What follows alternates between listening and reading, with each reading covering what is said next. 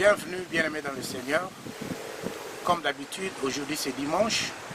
Je viens pour partager avec vous une petite exhortation. J'aimerais un peu préciser ici, je ne viens pas pour prêcher ni enseigner, mais je viens pour exhorter. Exhorter, c'est-à-dire encourager un peu nos frères et sœurs qui sont en train de traverser des moments difficiles, qui pensent que le Seigneur les a abandonnés. Moi, je viens seulement pour encourager ces gens-là, pour leur dire que le Seigneur est toujours avec vous.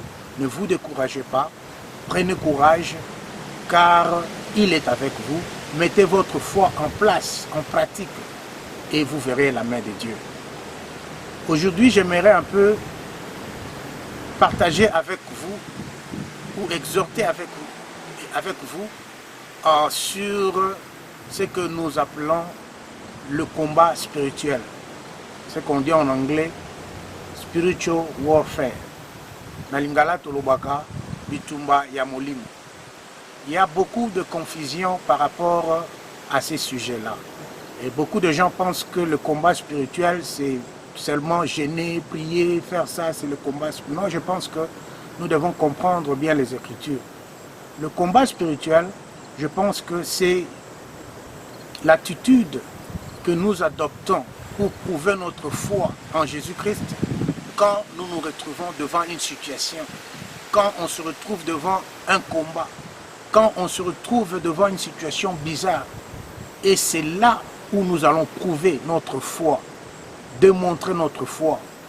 C'est là où nous devons appliquer notre combat spirituel, manifester notre foi. La réponse de notre foi par rapport à cette situation-là, c'est ça le combat spirituel. Et nous connaissons par exemple l'histoire de Jésus-Christ de Nazareth. Après 40 jours, quand il a jeûné, la Bible nous dit ce qu'il a connu. Le diable est venu le tenter. C'est ça le combat spirituel. Et nous connaissons tous comment Jésus a répondu par rapport à ces combats-là. Le diable a dit qu'il est écrit et Jésus aussi a répondu qu'il est écrit. Et c'est ça le combat spirituel. Nous connaissons aussi le combat de Job. Comment est-ce que le diable l'a malmené?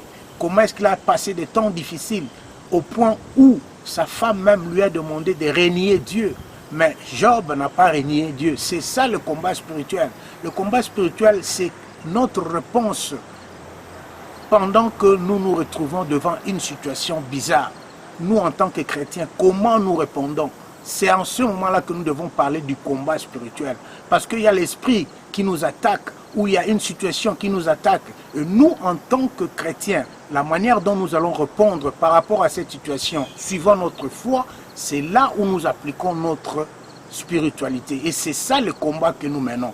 Et je sais que mon bien-aimé, ma bien-aimée, tu es peut-être en train de traverser un moment que tu n'aimes pas, un moment bizarre. C'est ça le temps de combat spirituel dans ta vie. Comment est-ce que tu réponds selon ta foi par rapport à ces combats?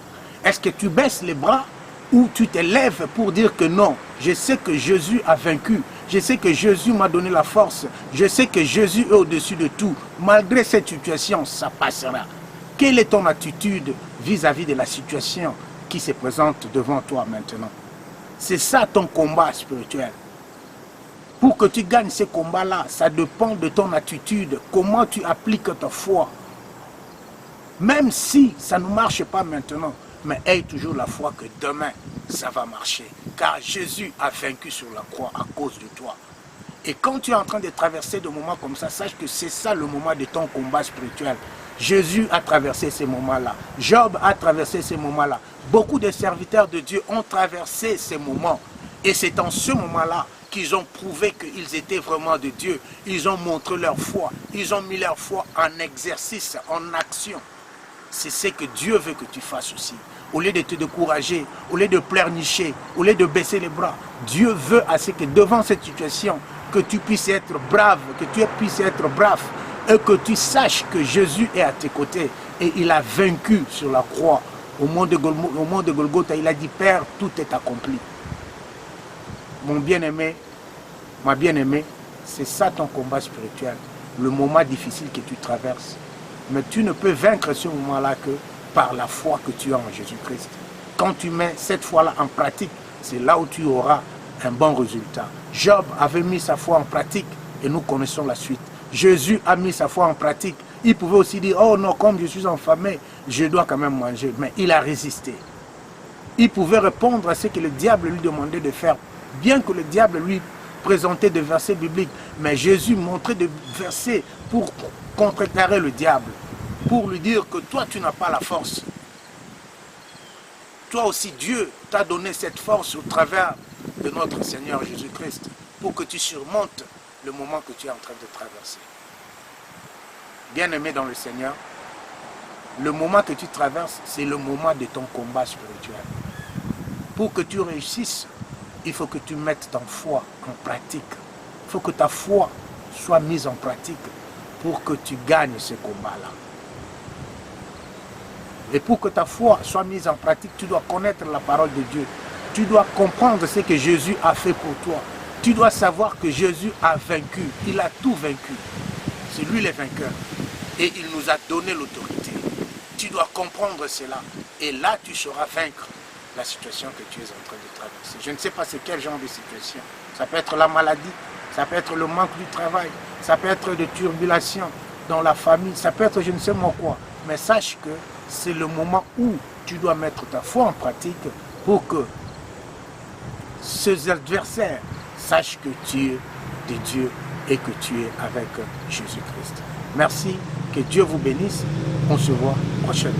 Bye bye.